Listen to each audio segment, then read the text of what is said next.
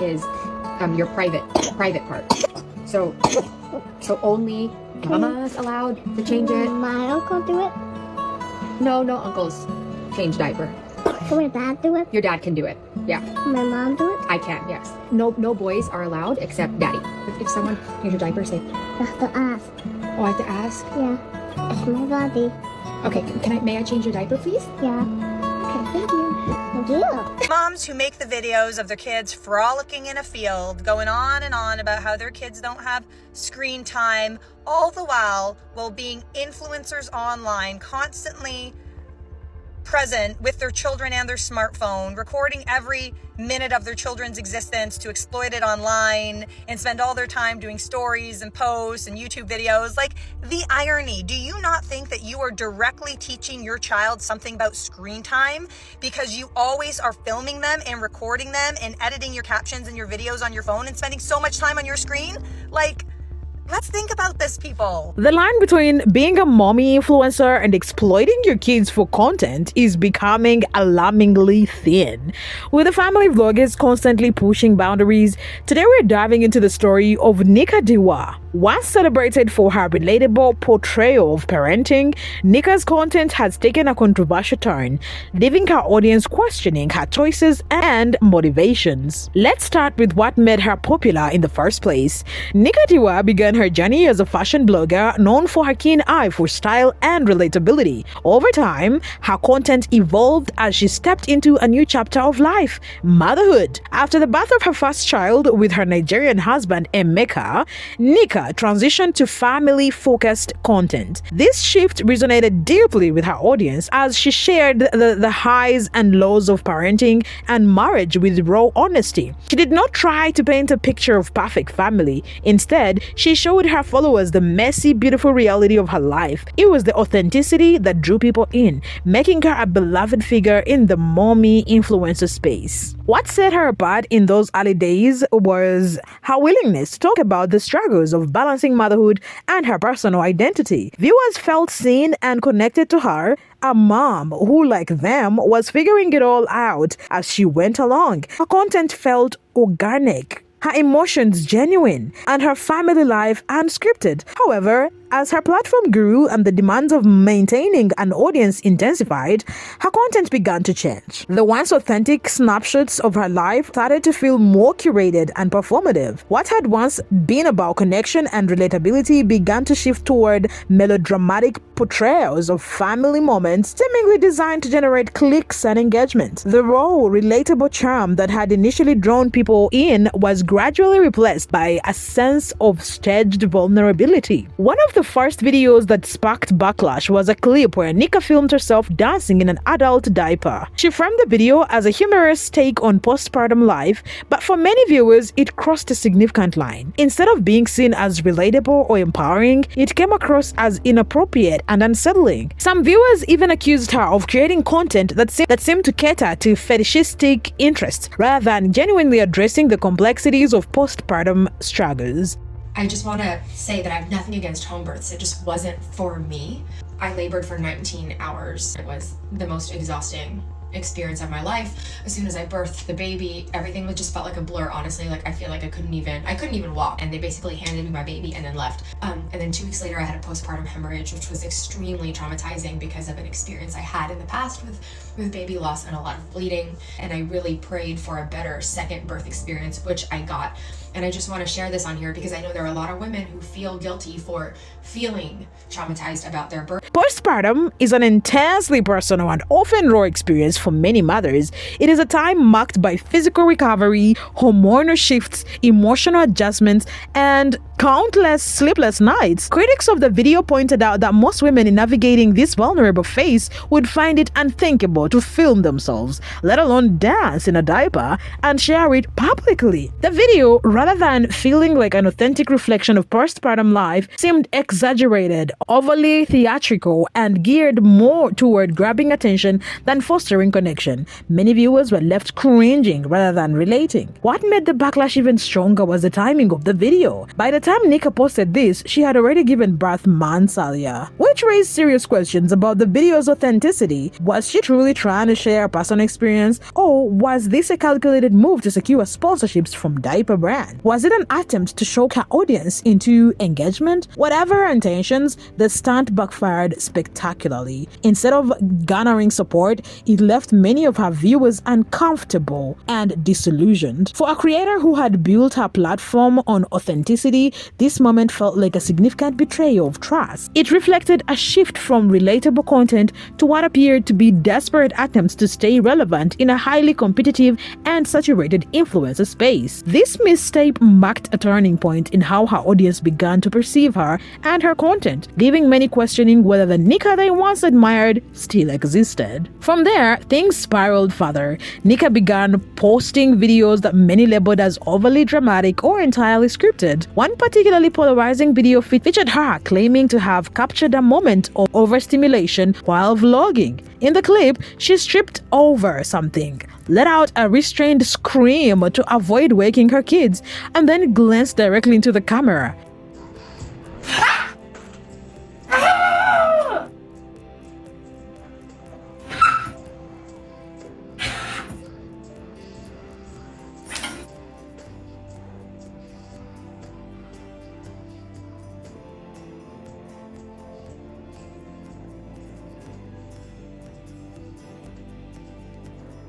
A lot of sounds in here. Be quiet. Be quiet, please.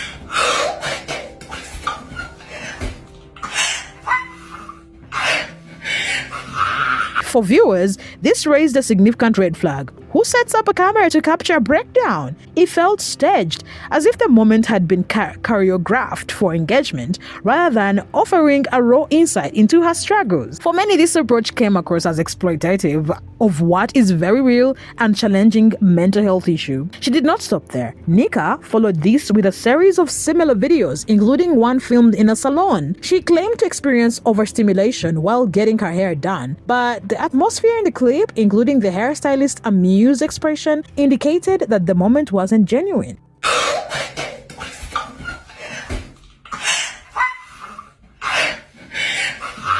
These portrayals trivialized a condition that affects many individuals in profound ways. Overstimulation often involves a sensory overload that can lead to feelings of anxiety, stress, or physical discomfort brought on by overwhelming environments or intense emotional triggers. By comparison, Nika's dramatic presentations seemed rehearsed and inauthentic, reducing a legitimate issue to a tool for sympathy and views. What made these videos even more upsetting for viewers was the recurring pattern. It wasn't just one or two instances of questionable content. It felt like a calculated formula. For those who have genuinely experienced overstimulation, her portrayals came off as a dismissive and offensive act. Instead of raising awareness or fostering understanding, Nika seemed to leverage these moments for clout. Last night, Why do you say that? I heard you say pin me down. Well, we were wrestling for fun. Who won? I won first and then your dad won after. Turning what should have been an opportunity for advocacy into little more than a performance for the camera. Another moment that raised eyebrows was when Nika took her toddler to an orphanage to teach her about gratitude and the value of food. In the video, she showcased her daughter eating alongside other children at the orphanage, emphasizing that this experience was meant to teach her child not to waste food and to appreciate what she had. She proudly declared that the lesson had worked. Her toddler finally finished her meal.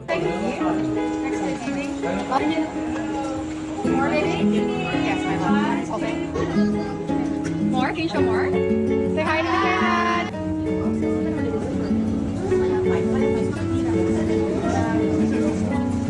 For some viewers, the decision to film such a sensitive moment felt uncomfortable, as it put the focus on Nika's parenting tactics rather than the dignity of the children in the orphanage. However, not long after, Nika posted a video with a completely different parenting approach. This time, she encouraged her daughter to trust her hunger cues, allowing her to stop eating when she felt full. This stark contradiction confused her audience. Was the goal to teach the child to finish her food, or out of gratitude? or to listen to her body. Right about that. I was wrong. I used to think that that was the goal, to like teach your kids to finish everything on their plate, because I was taught that, but I'm now putting more emphasis on her listening to her own body cues. Let you in on a little secret.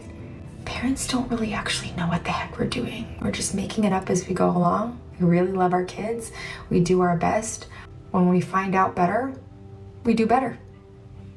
The inconsistency left viewers questioning not only her parenting philosophy, but also the authenticity of her content. Her explanation that she's constantly learning and evolving as a parent was acknowledged by some as honest and relatable, but for others, it underscored a deeper issue, a pattern of inconsistency that could be confusing for both her child and her audience. Parenting is a journey of trial and error, but when these trials are publicly documented and often contradictory, it raises concerns about the clarity of the messages being sent. For her followers, who might have looked to her for guidance or inspiration, this lack of consistency was overwhelming and frustrating. Meanwhile, for her toddler, this back-and-forth approach risked creating confusion about the expectations surrounding mealtime and gratitude. Is your private part. So only Mama's allowed to change it. My uncle do it. No uncles change diaper. Can my dad do it? Your dad can do it. Yeah, Can my mom do it? I can. Yes. No boys are allowed except daddy. If someone changes your diaper, say, You have to ask. "Oh, I have to ask." Yeah. It's my body. Okay, may I change your diaper, please? Yeah. Okay, thank you.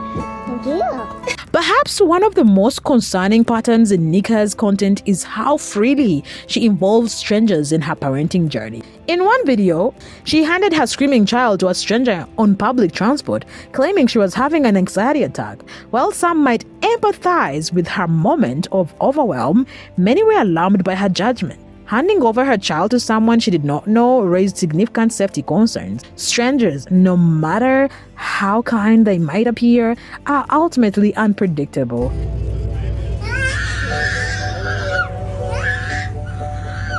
For many, this moment symbolized a lapse in parental responsibility but put her child's well-being at unnecessary risk. This wasn't an isolated incident either. In another clip, she passed her baby to a random passenger on a plane, capturing it as a hack for flying with babies. The passenger's confused expressions made it painfully clear this interaction was neither mutual nor planned. What might have been intended as humor or relatability instead came across as a reckless parenting choice, one that prioritized creating shareable content over her child's comfort and safety.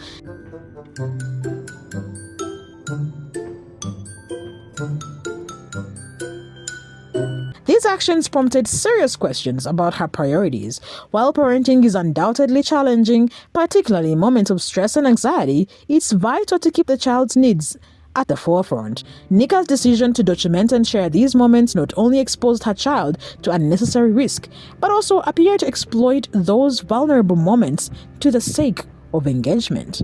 To compound the issue, she later posted a follow-up video regretting the entire trip, hiding in a bathroom and once again claiming to be overstimulated. The recurring theme of regret and overstimulation paired with her inclination to film and share these experiences felt like a repeated narrative crafted to elicit sympathy rather than genuine self-reflection.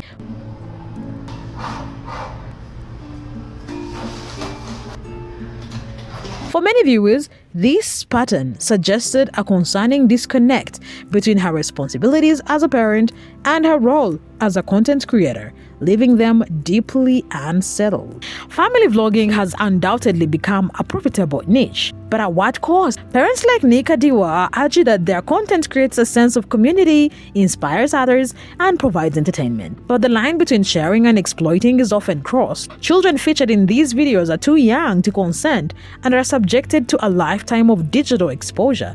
They lose their right to privacy and often become the subject of ridicule or worse as they grow up. Nika's audience is increasingly vocal about their concerns. While her initial content was relatable and inspiring, her recent videos have left many feeling uncomfortable and disheartened. It is clear that the chase for clout and engagement has overshadowed the original purpose of her platform. There are rise of family influences has brought about both community and controversy. While the idea of sharing parenting experiences online can be positive, it must be done responsibly. Parents need to prioritize their children's well-being and privacy over views and sponsorships. For Nikadiwa, it's not too late to reevaluate her approach. By putting her family first and respecting her children's boundaries, she could regain the trust of her audience and create meaningful content that doesn't come at the expense of her kids. You have a middle name that's Nigerian? Watutochukwu. No, not the name. I don't think so. Watutochukwu? That's a beautiful name. No, Why don't you think it's a beautiful name? I can't say it. No one can say your name? Yeah. But that's not your problem. That's their problem.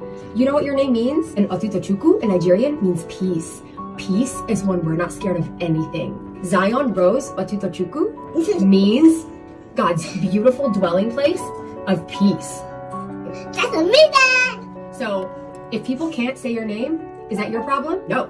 No, See, that's their problem. that's their problem. Yeah, they need to take the time to learn how to say your name, period. Period. I know that's right. I know that's right. I think it's cool. Oh, you need to learn how to say your name too. You think that I'm the one who moves around the elf? Every morning? I just looked for an elf yesterday. Yesterday, you guys put the elf on my kitchen. You know that I'm the one moving it? The whole time? Let me know your thoughts in the comments. Should family vlogging have stricter guidelines? And where do we draw the line between sharing and exploitation? Don't forget to like and subscribe to stay updated on this and other stories.